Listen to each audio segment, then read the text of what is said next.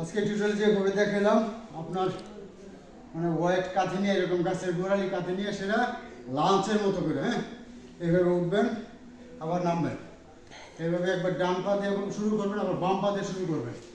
এইভাবে করলে আপনার থায়ের স্ট্রেংথ প্রচুর পরিমাণে বৃদ্ধি পাবে। তো আগে সবসময় যে কথাটা বলি, আপনারা অবশ্যই ফ্রি হ্যান্ড আগে প্রচুর পরিমাণে করবেন, কোনো ওয়েট ছাড়া।